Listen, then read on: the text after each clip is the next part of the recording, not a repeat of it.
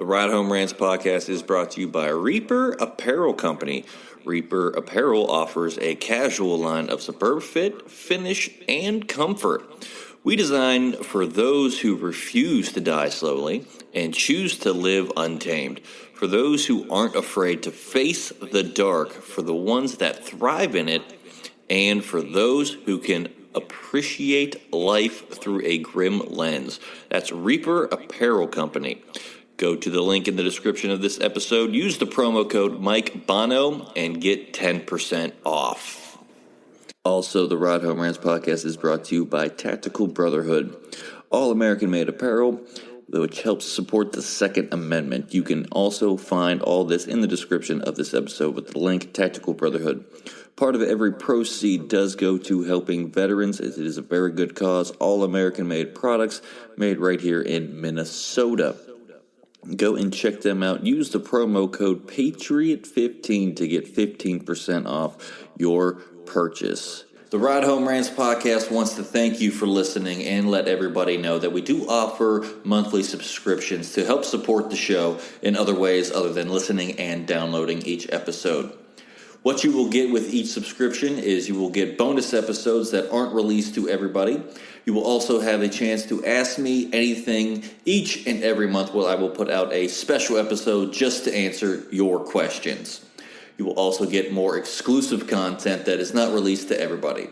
To subscribe to the show, go and click on the link in the description of this episode, and I look forward to your added support and to help us keep this show going. The Ride Home Rants podcast is also brought to you by Buddy's Beard Care.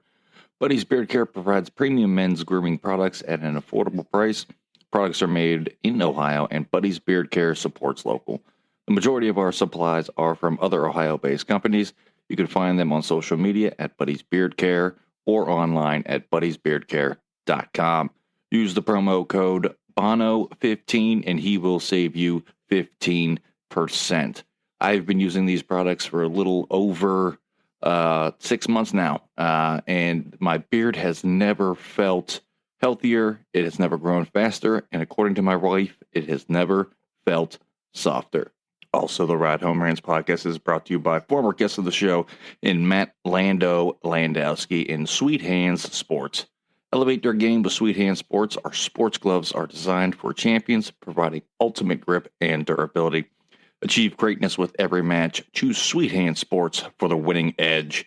Grip your victory at sweethandsports.com. Use the promo code BONO10 and he will save you 10%. He has sent me a complimentary pair of golf gloves. They are so comfortable, durable, and breathable. You won't find a better pair of gloves out there. Again, sweethandsports.com, promo code BONO10. Lastly, the Ride Home Rants podcast is brought to you by Deemed Fit, a clothing company from first responders for first responders.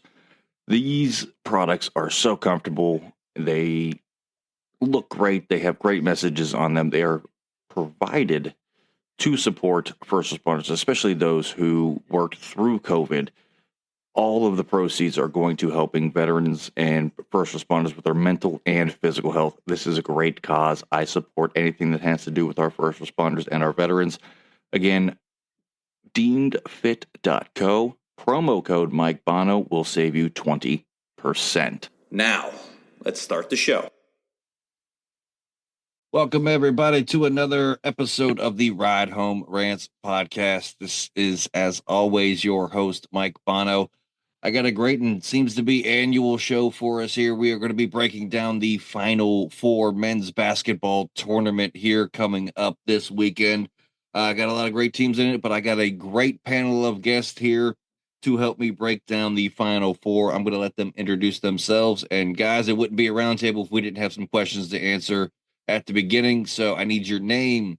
What sports, if any, did you play in high school and or college? And number two, what time do you normally eat dinner?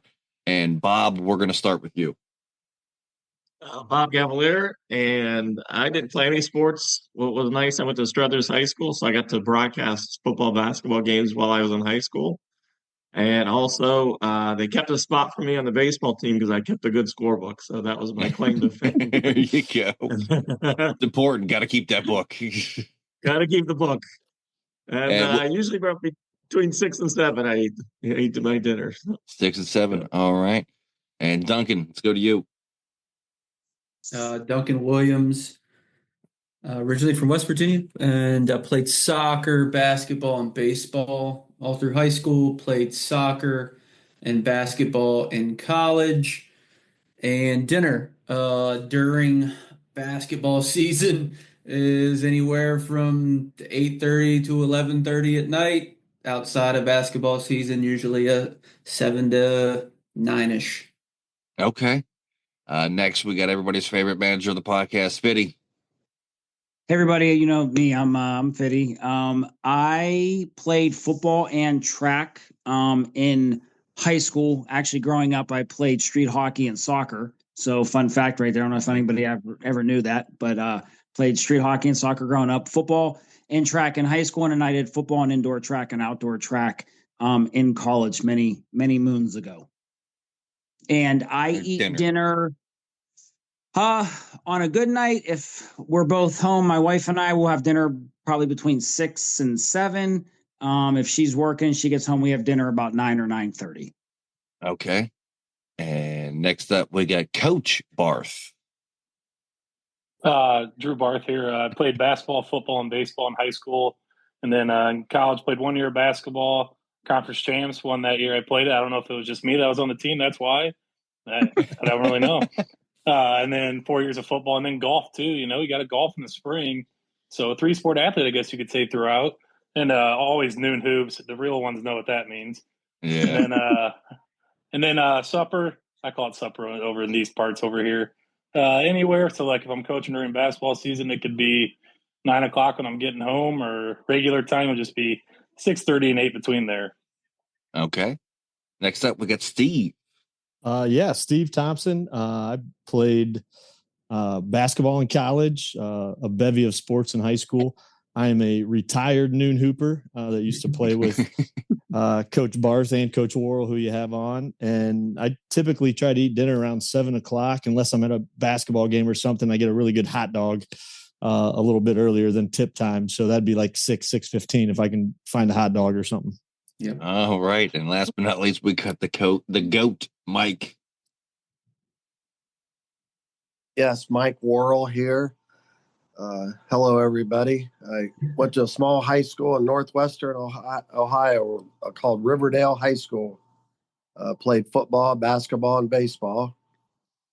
Played baseball in college at Rio Grande, home of Bevo Francis, which we could have a podcast about Bevo if you want to do that sometime. But and then my time at Bethany College, even though all conference basketball player in high school and a lot of experience, noon hoops at Bethany, I was relegated to the JV team most of the time. And Steve Thompson and Drew Barth on this call were on the varsity noon hoops at my time at Bethany. So I'm still trying to get over that. But, in my days of recruiting, dinner could be at 9:30, 10, 11, fast food at night.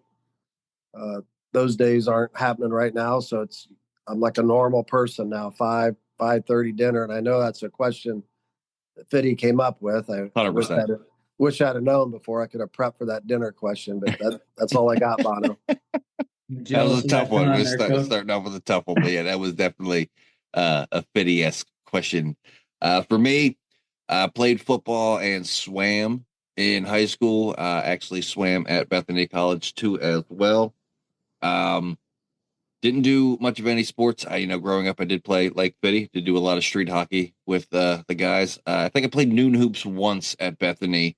And then Coach McGowan saw me playing, and he really wasn't too happy that I was, putting a lot of pressure on my knees and joints. So had to shut that down after one time playing there. But yeah, noon hoops, swimming and football. But we're going to dive right into this here.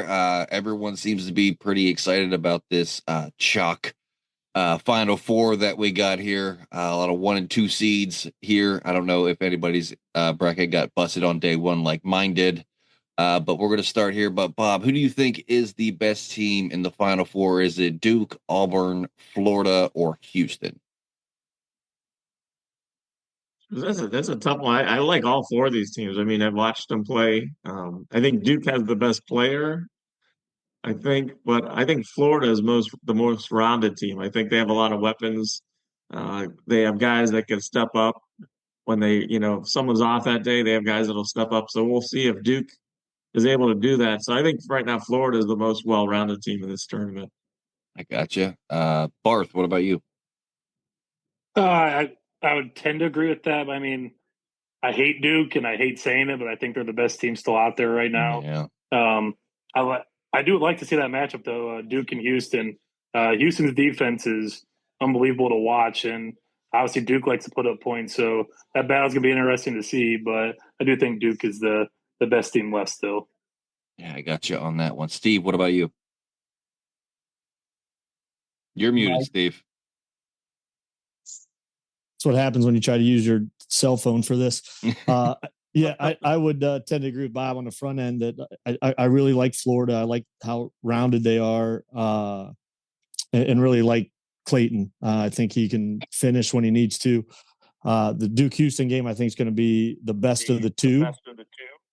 But Final Four games. But I think Houston might shock people just with the style of play is going to be really different than what Duke wants to do. And it's going to be an interesting one for sure. Yeah, absolutely. Fitty, what about you? I think it's Houston, right? I think it's Houston because they have the number one defense in the entire country. And it's kind of hard to argue against a team that has the number one defense to say they're not the best team.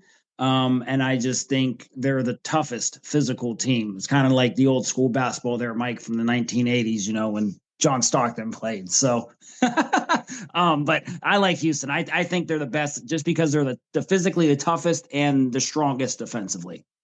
Gotcha. Duncan, what about you? Yeah, Fitty's sounding smarter and smarter every time he gets on one of these. I'm not sure how that happened, but he's getting more normal by the hour. I think the best team and who will win it is two different probably questions a lot in basketball, especially because it's just such a volatile sport. I agree with the Florida call. I think Florida has probably the highest ceiling, but they also probably have the lowest floor. A lot depends on how many threes they chuck up and make, and sometimes they look really good, and sometimes I think they look above average. I think you got two no doubt teams and Auburn and Houston that play great defense, that play with great passion, that have that exact replica of a coach that I think coached that into them. So I think those two are probably the most consistent. And you got Duke with the best player or players, but they're also young. I'm just going to go weird and say that now Auburn's winning it just because I haven't heard people say it. And they're a bit older, and I think everything rests on their point guard's hands. Why not? All right. Out of left field a little bit, but I expect nothing less from you, Duncan. So, Mike, round us out on this one here. Yeah, I'm looking forward to the semi-pro Final Four this year down in San Antonio. I think you could put all four teams in a hat and pull one out and have a good chance of picking the winner. I played one bracket just for the sake of doing it. I think I had Florida beating Houston in the finals. I don't know if I still believe that, but three of the four teams are averaging over 80 points a game, and Auburn has 5 guys averaging in double figures, almost 6. Florida has almost 5 guys in double figures, a lot of balance in those teams. And Fitty, as Bill Walton said many times in his broadcast, offense wins championships. And Bobby Knight even said you can't win 2-0 in basketball. So I tend to agree with Coach Knight. You got to be able to score and defend. You can win 4-2. I'm not really sure if that answered your question, Bono, but that's my take on it. Mike, I expect nothing less from your answers, man. Like I love every single answer you give because I have no idea what you just said to me on that one. But no. Can we just say that he got in a Bevo Francis and a Bill Walton reference within like 5 minutes of the podcast? Quickly out the gate, we got like those there was references. A shot clock. Bob Evans is in Rio Grande too. Could talk about that sometime along with Bevo. Mike, I got to get you back on solo show, and we're just going to let you go. I'm just going to ask one question, and I'm just going to let you go for the entire half hour to an hour that we're on. But for me, I struggle with this one because I like Houston's defense. But I have Duke in two of my brackets. So I think Duke ultimately comes up with the win. I picked Florida in one of them just for shits and giggles. I honestly didn't think Florida was going to make it this far. They have, but yeah, I'd have to go Duke on this one. It's going to be a really good matchup with them in Houston. I think Houston is going to give them fits in the first half, and then Duke's just going to do what they've done the entire tournament and just run away with it. But Mike, let's stay with you. Who do you have in your own personal Final Four picks before March Madness began? Did you have any of these teams in the Final Four before the tournament even got started? You're on mute, Mike. You're muted, Mike. I did play a bracket. I had Florida beating Houston in the championship 74-70. But then I had a long shot. I got Texas A&M who got knocked out in the second game. And I had Duke getting upset. So there's always usually upsets, not this year for the number one seeds, but so I did have Florida and Houston in the final then. I don't know if I still believe that, but that's who I had. Okay. Duncan, what about you? Well, I didn't play a bracket because that would be illegal. So only if there's money involved. Yeah.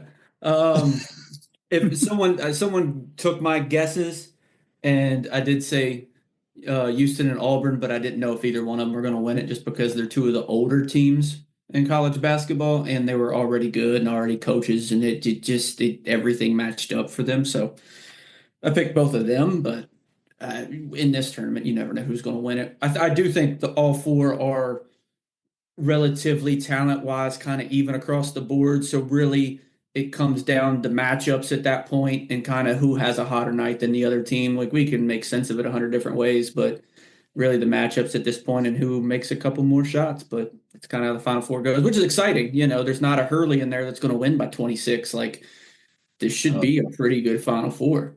I think, I definitely think it's going to be a good Final Four. But Fitty, what about you? How did your brackets look? Final Four so before the tournament started. Yeah, so I didn't pick a champion, but the Final Four I was predicting, I had Michigan State, Houston, I had St. John's and Wisconsin, if I'm not mistaken.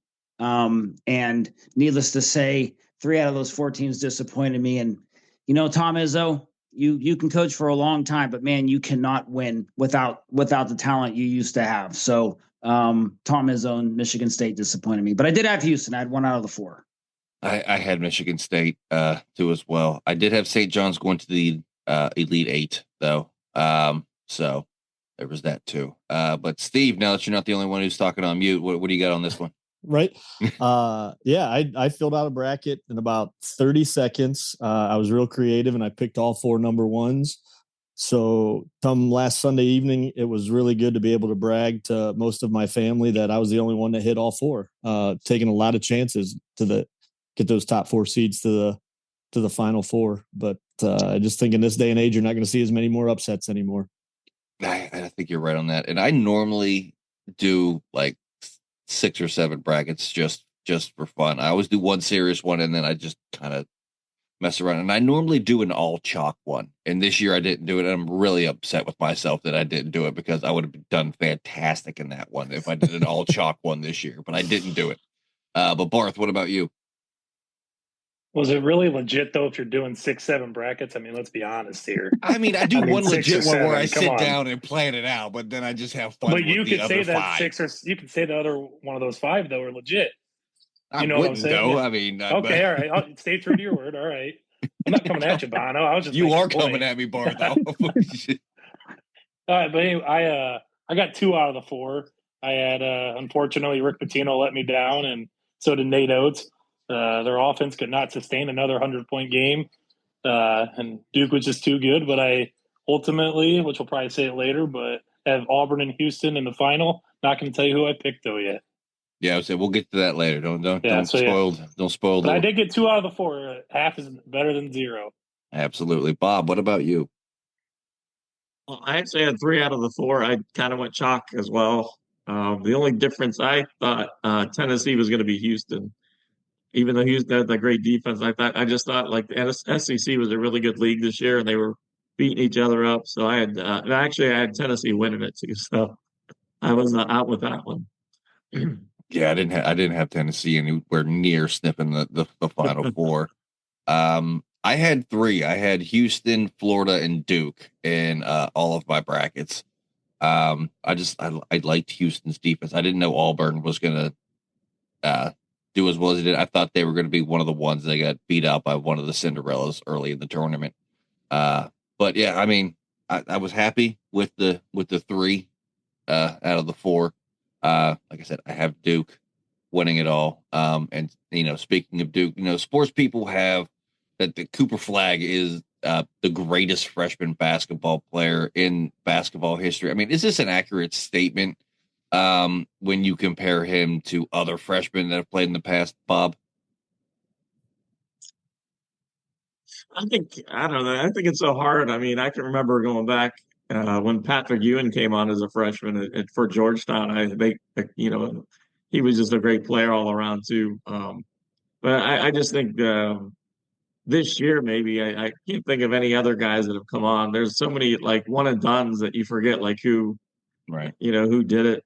And then you got the guys that just went right from high school. So I think that this era, maybe this last couple of years, I think he's the greatest. But I think there's a lot of other freshmen that have played in the past that I think are probably comparable to him this year. I got you, Barth. What about you? I mean, I'm a lot younger than most of you guys here, so it's not going off as much here, and always got to get those stabs in about our age. Just throwing It's just always every show you're on, Barth. You're always getting those age digs in there. Facial hair doesn't look so young. I'm telling you. I do get mistaken for being a lot older, but I mean, you can go back to another Duke player, Zion Williamson, same type. I mean, coming in. I mean, Cooper Flagg is very good, though. He's fun to watch, and he's not one of those Duke players that you hate. There's been guys that come through as Duke players just like, I can't stand watching them. He's not one of those. I actually enjoy watching him play, and he plays the game the right way. I know that doesn't really answer your question, but he's fun to watch. All right. Steve, what about you? I'm going to work in a little Mike Worrell story here on this opinion. I'm going to say he's not the best yet, but could be. Back early in my career, I had the pleasure to work for Coach Mike Worrell there, and he took me on a trip down to New Orleans for the Final Four. And there was a young man on Syracuse's team that ended up winning the national championship and was the most outstanding player. Carmelo Anthony, as a freshman, led his team to a national championship. So, same like with the LeBron Jordan talk, right? Like everybody has an opinion, but he won a championship. Cooper Flagg hasn't won any championship yet. So, and Mike was big time on that, allowing me to kind of stay out at the casinos till or early in the morning, really make a little bit of money, get in a little trouble. And he still took me home and kept me hired. So I'll take all that from Coach Worrell. It's a great weekend. What a guy. We almost got robbed in the hotel halfway down. But that's probably another podcast he can tell you when you have Mike on. I can say I've heard that story from Steve. I've heard that story. God, I don't have the time to get into that story, but we'll get that's another story for another day. But Fitty, what about you? No, he's not. He's not even top 10 because you got to look at the history of basketball, and technically the guys that couldn't play their freshman year, who in theory were freshmen when they played back when they only could play 3 years, Kareem Abdul-Jabbar, Bill Walton, You could say Carmelo Anthony, Patrick Ewing. You could talk about Derrick Rose. I think Derrick Rose as a freshman was way above and beyond better than Cooper Flagg. I think he's good, but he's just what the cool thing is right now. To say he's one of the greatest freshmen of all time or the greatest freshman of all time, no. And he wasn't even better than Kevin Durant at Texas either. So I'm going to say all those guys were better than Cooper Flagg. Okay. Out the gate hot with that one. I will say this, that's only 7 players I was counting. So that would still put him in the top 10, just to kind of poke holes in your answer there, Fitty. But I can find 3 more. I'm sure you can. I'm sure you could find 3 more. Duncan, what about you?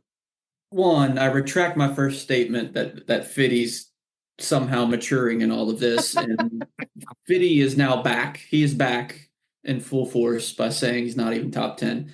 If Duke wins the championship and Coop dad averages 25 plus, he's easily going to be, if not one, probably top 5 freshman phenoms of all time. Steve the thief stole my Carmelo reference, so that one hurt a little bit. But he came on the trip with us. Yeah, I was actually in the casino. You just didn't know I was there. Yeah, I would say a lot depends. Like anything in sports, depends on if he wins it. If he does, I give him the thumbs up of easily being a top 5 guy, as long as he plays well, which I think has got a good chance. There's been plenty of freshmen to average 20, 25, 30 points and never win it. So it's probably why I don't put him in there. But he's headed that way. It's definitely a chance, that's for sure. Okay. Mike, what about you? I've been around a lot more than most of you guys. I've seen more college freshmen come in. I agree with what everybody's saying almost. And Flagg is one of the best I've seen. He reminds me of a Larry Bird, just maybe is quicker, but skill-wise and everything. He can do it all. He rebounds, can shoot the 3, can drive it, pass it, shoots well at the line. He does it all. I never really focused in on his defense.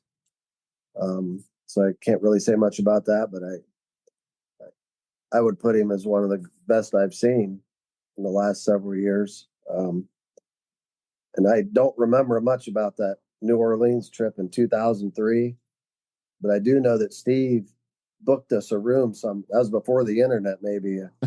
Booked us a room in Memphis on the halfway down, and with a big fence gate around it, wherever we were at. And somebody tried to break in our room like at 2 or 3 in the morning, but we got unscathed and made it back home. It was Steve trying to make it in the room. Steve trying to Steve trying to get in, but glad we got the Cliff Note version of that story for this show here. What happened? We'll dive into that a little bit later. Mike, which game are you most excited to watch? Is it Auburn, Florida, or Duke, Houston? Both of them. I probably went to 25 straight Final Fours. I haven't went in the last 7 or 8 years, but most of the time I would go to Saturday's games. Every once in a while I'd stay for Monday, but the Saturday games are like, it's just what an atmosphere on that Saturday. It's got to be, behind the Super Bowl, it's got to be maybe the next event. And, exciting. And it's a long day / night. And you watch those 2 semifinal games on Saturday. I mean, you're in the arena for like 7 hours for those games. And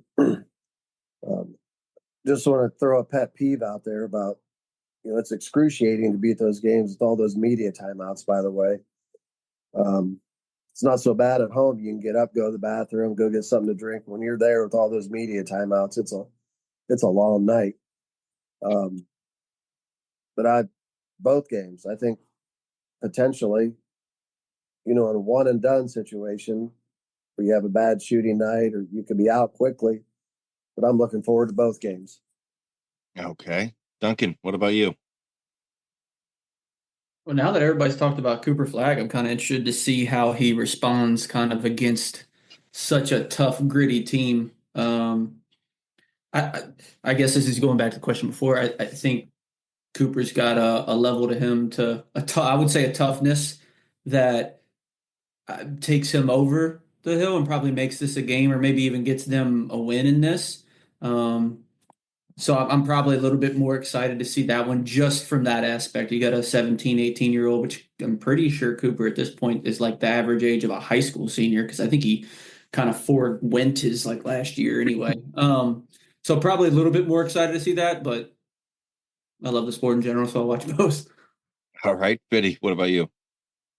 I'm kind of going off what Duncan said. I want to say it's Duke and Houston because in theory you have the unstoppable force versus the immovable object.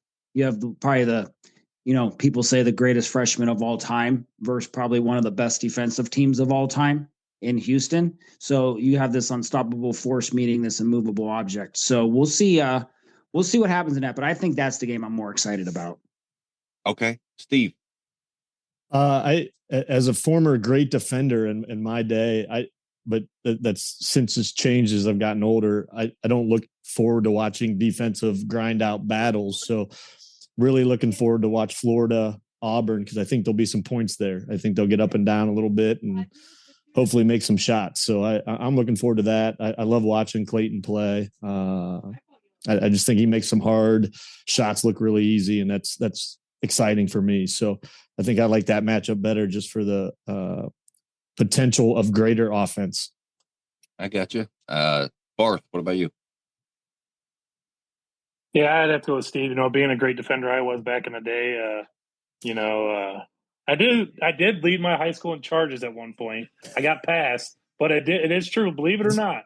I do believe it because you probably only had one person keeping stats. Okay, here we go. This guy. If you're taking charges in noon hoops, so that you're I did do that. You did too. I don't think that's a real penalty in noon hoops. Anyway, did any penalties get called in noon hoops? Really? Like, if we're going to be honest, like, not really. No. But anyways, I like points. Like I said with Bama, I was hoping because they don't play any defense at all. It's kind of like when we played Greenville in college. The score was 150 to 140. I mean, it's just unreal what they do. They do the Grinnell system. So I think I'm going to lean towards more watching the Florida Auburn game than Duke Houston. Okay. Bob, what about you? I think Duke Houston, I like I said, just whatever he said about the defense of Houston, will they be able to shut down Cooper Flagg, how they're going to defend him and stuff like that. I think that game does have the potential to be the blowout, though. I think if they can't contain Flagg, I think it's going to be a long night because I don't think Houston's offense is going to be able to keep up with Duke. So if the defense doesn't work out, then it's going to be a long night for them. But I just want to see how they do that, how they contain him. No one has done it yet in a tournament, so I think that they're going to work on that. So that's the game I'm going to like to watch the most. I got you. I'm most looking forward to Duke Houston. I just want to see how that game's going to play out. So Bob, we'll stay with you on that one. So which remaining team has the coaching advantage? Is that Bruce Pearl for Auburn, Calvin Sampson for Houston, Todd Golden from Florida, or John Shire from Duke? That's a hard one because we got a lot of young coaches except for Bruce Pearl, who's been around for a while. I think Shires did a good job with Duke. I mean, with the kids and stuff, the tradition and the pressure. So I think probably Shire at Duke. I think with him, just with all the pressure that he has, replacing Coach K. So I think it has to be him. Okay, Steve, what about you? Bruce Pearl obviously has been around a bit longer. I always like to thank him for what he did for Ohio State basketball, having like an illegal cookout when he was at Tennessee. So Aaron Kraft came to Columbus. Mike Worrell was like a noon hooper of like Aaron Kraft. They very similar talent. Couldn't make a long jumper, but deadly up inside and could really defend. But really, I don't know how much it is really about coaching anymore at that level. Those guys are just so freaking good, right? It's the side out of bound that's critical, and who can create those right plays, in key situations. And that's I think Florida did a good job in a couple of their close games. Shire's done a good job. Kelvin Sampson's been around, right? Like so. I don't know. It's who makes more shots, but yeah. I don't think a coach is going to win or lose this one. Okay. Fitty, what about you? I got to go with Kelvin Sampson because he went into exile from the college basketball realm and he coached in the NBA. He learned from a lot of guys at coaching at the highest level, and I think he brought that mentality then back to them with that defensive fierceness. Not that he wasn't a good defensive coach before, like at Oklahoma in those places, but I got to go Kelvin Sampson just because of his experience coaching in the NBA with more schematics and against more talented players, right? Like in college basketball, and everyone's been around long enough and has coached it. I mean, it really comes down to your players, maybe not so much coaching. Where the NBA, everyone's almost equal talent wise, and then you have your upper echelon guys, and you got to really prepare for that. But I just think it's Kelvin Sampson just because of his experience having to coach against guys like LeBron and Kobe and all those guys that were playing at that time. So he really has learned, I think, a lot of good schematics. So that's why my nod is with him. Okay. Mike, what about you? I'm going to give my traditional answer, Bono and Vinny. Every podcast we talk about the coaching aspect, and if you have the better players you have, the better chance you have at winning. All four of these teams are loaded with players. Talk about Cooper Flagg. He got hurt a few weeks ago. Duke won without him. They got some other guys. They're loaded without Flagg. Add him there, they're super loaded. So whoever wins it this year, the next podcast will be that guy's the best coach in America right now, at least for 6 months. Then next year it'll switch. You remember when everybody hung this Hurley guy? Everybody hung on every word he said the last year and a half on Twitter, and he'll be forgotten here in a few months. And the new winner of this year will be the new flavor of the next season, till next year. So I don't know if I really answered your question, but I gave my traditional answer. You did give your traditional answer. I swear one day I'm going to have a show where I'm going to force you to make just a pick on something like that.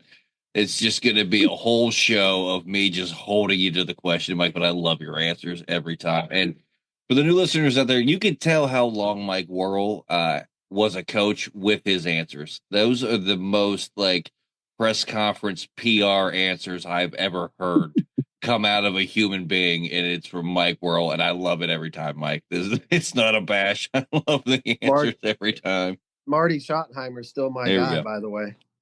Yeah. Barth, what about you? You got a pick for us with the coaching? I mean, everybody's really hit on the spot there with all these teams are loaded with talent. I mean, really it's going to come down to it's at the end. And like Mike said there, everybody's forgot about this Hurley guy. Is it Bobby Hurley or Dan Hurley? I forgot. Dan. So, I mean, Dan. Fitty, that was a joke. Jeez. Come on, Fitty. At least you fell for it. At least someone did. But I mean, I don't know. You could draw a name out of a hat and you're like, all right, he's the best coach, I think, with these four. Just what it is right now. I mean, if I had to pick one, though, for you, just answer your question, I'll just go with Bruce Pearl. Okay. Duncan, round us out. Bruce Pearl, he was National D2 Coach of the Year a time or two, decades ago. He has made his way up. He's recruited under the rocks and coached in the little gyms, and he's winning one for us little guys. I don't know if that's right, but I'm giving one to Bruce Pearl. All right. Hey, I can appreciate it, especially from where he came from. But this one is for Mike Worrell only. And Mike, you had the National Slam Dunk Champion from when you were a head coach. Can you talk to us about the whole experience at the Final Four and some of the people that you met and seen there? Yeah, that was 2011 when all that happened. And we had a decent team that year. We were second in the conference and got beat in the championship of the conference tournament. But like the last 2 weeks of the season, we cut down practices. It was winding down. And the guys would stay out on the court. I'd go change, come out, and they were like filming Jacob Tucker doing different dunks and stuff. I had no idea what they're doing. I didn't care as long as they didn't get hurt. I'd go recruiting or go home or, well, the Monday after we got beat, I was in the office and Jacob Tucker called me in the office and said, there's a video on YouTube that you should look at. And it was that video compilation of all his dunks those guys have been working on for 2-3 weeks. And that video went viral. Make a long story short, that's how he got invited to the slam dunk contest, because Division III guys didn't get invited to those things. And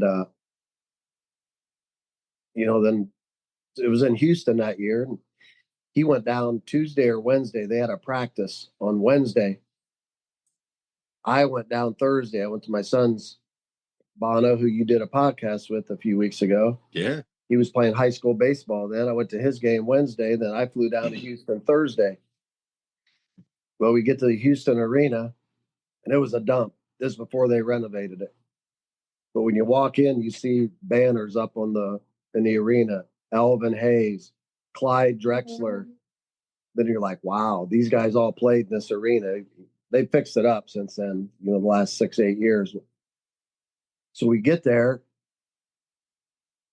I got nervous at my son's high school baseball game Wednesday because I saw Jacob in the gym practicing new dunks, and I got worried that, maybe this is not going to work out for us or for him.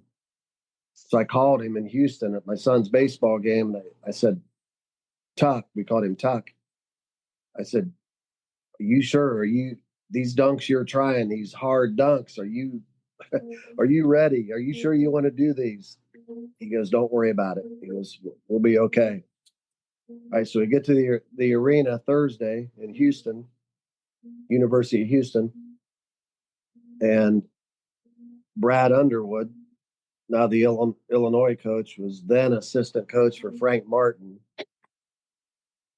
I can't remember where, Kansas State maybe. But I knew Brad Underwood because he used to be at Western Illinois. And they had a shooter. Kansas State had a shooter in a 3-point contest, Jacob Poland. So I'm talking with Frank Martin and Brad Underwood.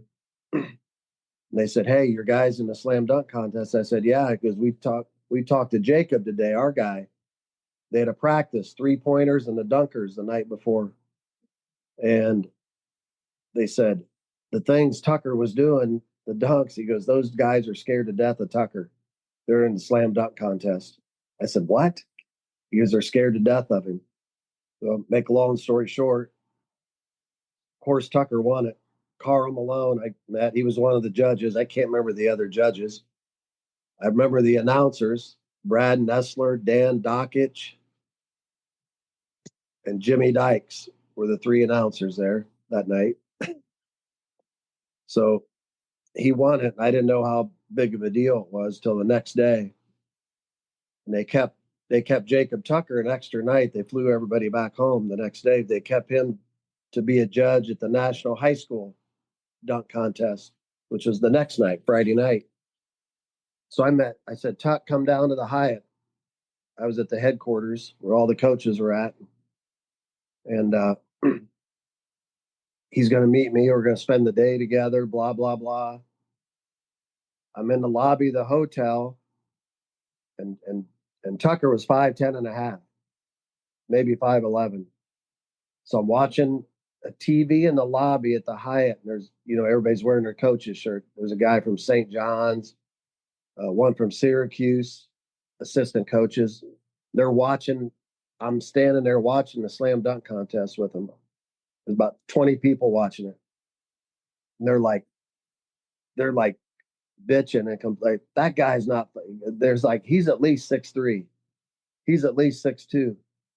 I'm standing right there. And I'm hoping Tucker would come up, and I'm going to tell these guys, hey, this is the guy right here. But they left and whatever. And then Jeff Bowles, the coach at Ohio University, who I've known a long time, he's outside with me on Tucker. We meet out there. Jeff goes, hey, your guy won the dunk contest. We talked for 2 minutes. And finally I said, Coach Bowles, I said, this is him right here. He didn't believe it because he was only 5'10 and a half. So we try to go to lunch. There's a big food court across our hotel in Houston, and there's TVs everywhere. And Tucker's getting mobbed. He can't even eat his lunch down there. People want pictures, autographs. Houston Rockets staff there, a bunch of young kids, interns, I think. They played that night. They said, "Hey, we want you guys to come to our game tonight." I can't remember who they were playing, but we couldn't go. I had an engagement, and Tucker had to judge the slam dunk contest, so we couldn't go and gave our tickets to somebody else. But anyway, it was a big deal.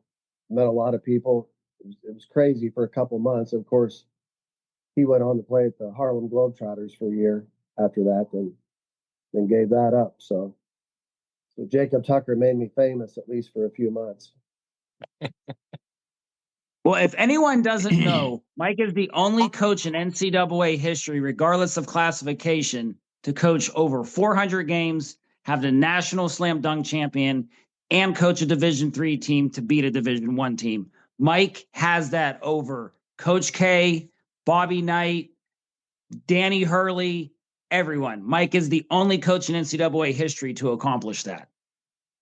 Comes Fitty at the end with his stats. I love it. Just to make it clear, I've lost a lot of games too. It doesn't matter. I said coached. Coached over 400 games. He didn't say won over 400 games, Mike. He said coached over 400 games. Has the darkest living room in the country. I'm sorry, fellas. And Fitty, unlike those other guys, I'm basically broke, and those guys are multimillionaires. But wow. Oh well. With that being said, and we kind of touched on this with the last question for everybody. But Duncan, let's go with you. And start with you on this one. During the last two title championships, a lot of people said Danny Hurley from UConn was one of the greatest coaches of all time and was mentioned in the same breath as Coach K, John Wooden, and the great Bobby Knight.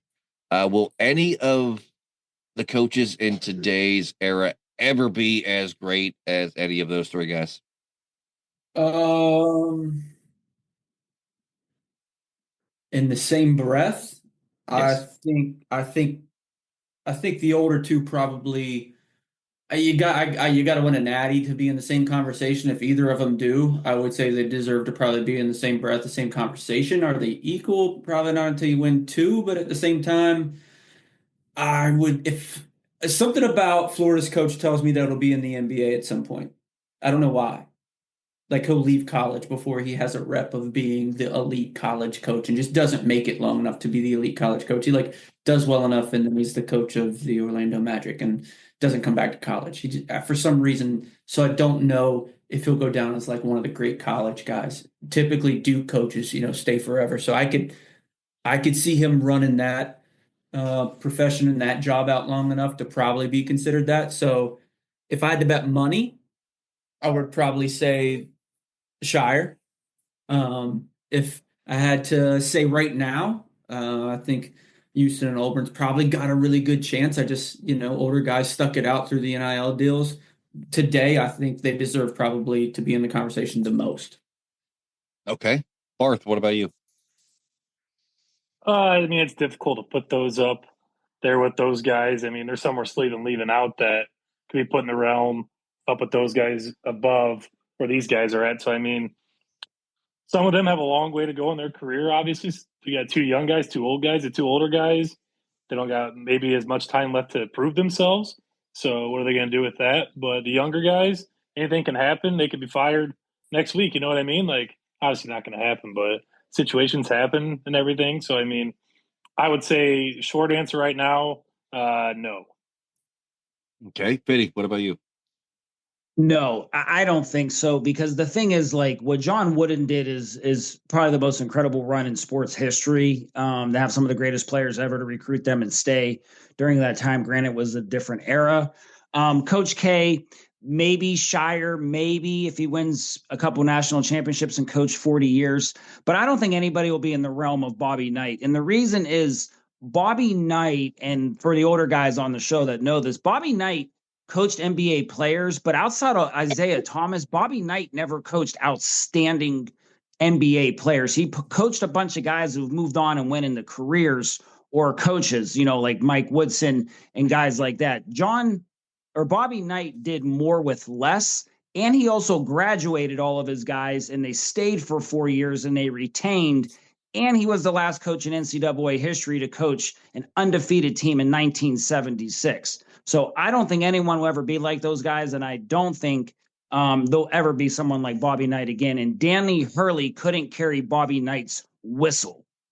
Oh. So you like Bob Knight? Hammered down on the night. I think Fitty likes Bob Knight. I'm gonna go out on a limb here. But Mike, what about you with this question? It's hard for me to answer this, Bono.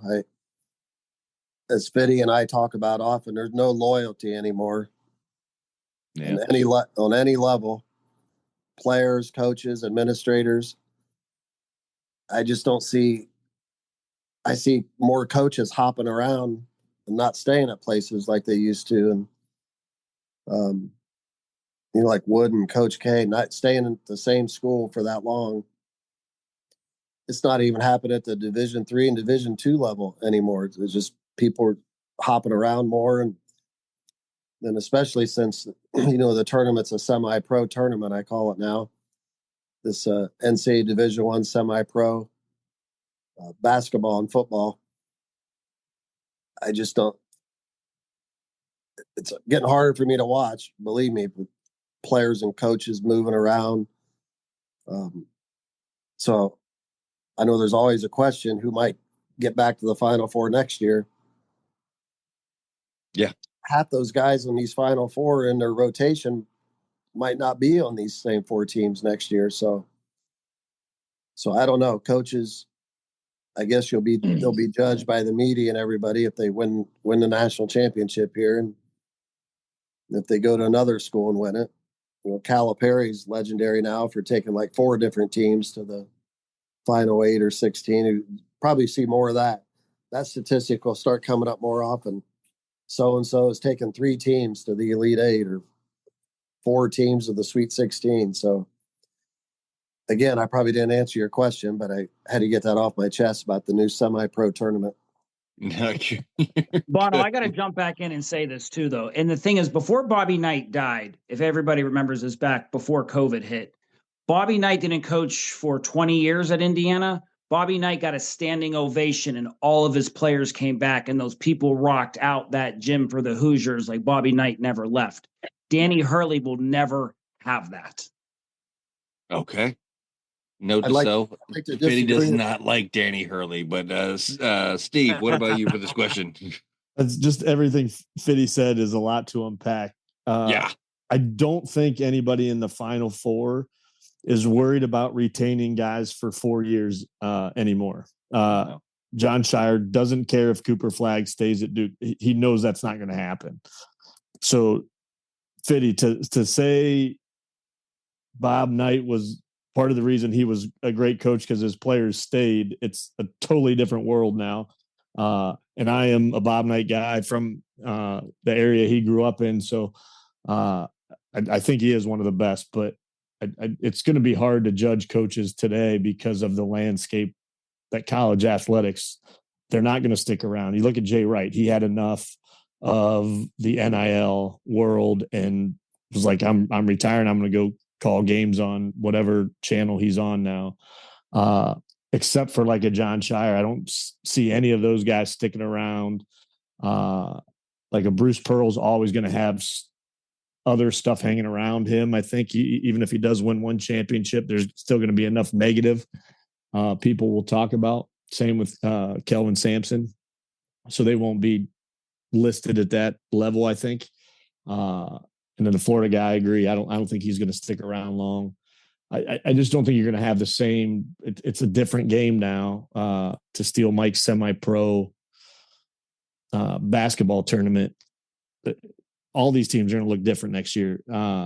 Nate Oates is going to have a totally different team in Alabama than he did this year, and it's just going to become that now. And who's going to have more money to pay those guys? who's got more NIL money. Is going to be who's the best coach is. I gotcha. Bob, what about you? Yeah, I agree with what everybody's saying. I think the landscape's a lot different than back, when Knight coached and Wooden coached. I think the problem, like I said, these guys don't stay the 2, even 3 years anymore. I mean, they stay 1 year, and you're almost reloading your team. So I can't see any coach, and I agree. The coaches don't stick around as much as they're trying to go to the pro, or you're going to move up to a better place where they have more NIL money, and that's what I think the coaches are going to be looking for now: is where's the money at, where it's going. And I think that's where coaches are going to move around to. I got you. Yeah, coaches don't stick around and players don't stick around. It's completely different from when those guys coached. Answer this question for me. Quick answer is no. And yeah, basically for what everybody else saying, it's just I don't think anybody will come close to those guys, especially in today's era of basketball. But we're gonna wind the show down here with this question here. And Bob, let's start with you. Who wins both games, and who's the national championship after this weekend? I like, and these two, I think I like Florida and Duke, and then I like Florida to win it all in this one. Okay, Steve, what about you? I would second what Bob said. Florida, Duke, Florida wins it all. Okay, Betty. I'm going to go the 2 old guys, Auburn and Bruce Pearl, and I'm going to go with Kelvin Sampson in Houston, and I'm going to go with the immovable object of Houston winning the championship. Okay, Mike, what about you? I don't agree with what I'm saying, but my original bracket, I had Florida and Houston getting there and Florida winning 74-70. So I got to stick with that. Okay, Barth. Like Mike said, I got to stick with what I had in my bracket. Auburn over Houston, and I think I had Auburn winning by 9, so going with Auburn. I got you, Duncan. It's gross, but Fitty's starting to make sense again. It's time to go. Fitty. You didn't even answer the question. Houston, because they got close a couple times, and then that's about time they win one. There you go. Okay. I'm gonna go Duke in Florida, and I got Duke winning it over Florida. I picked those two because I did 2 brackets, and I have Florida winning in one and Duke winning in the other. So I'm going Florida Duke, but I still ultimately think Duke takes it, and Duke becomes the national champions this year. But that is going to do it for this week's episode of the Ride Home Rants podcast. I want to thank everybody for coming on. Mike, Duncan, Fitty, Barth, Steve, and Bob. This was a lot of fun getting to talk all things for the Final Four and break down what we think is going to happen in this year's Final Four for the men's NCAA bracket. As always, if you enjoyed the show, be a friend, tell a friend. If you didn't, tell them anyways, because they might like it just because you didn't. That's going to do it for me, and I will see y'all next week. The Ride Home Rants podcast is brought to you by W Energy. Energy drinks made for gamers, streamers, and podcasters alike. For gamers, streamers, and podcasters alike. Go to the link in the description where you can find the best energy drinks out there. Less caffeine than a cup of coffee.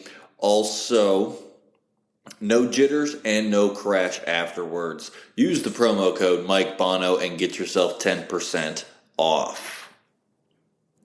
Also, the Ride Home Rants podcast is brought to you by my favorite sponsor of the show, and that is Shankit Golf. Golf apparel made for the everyday golfer.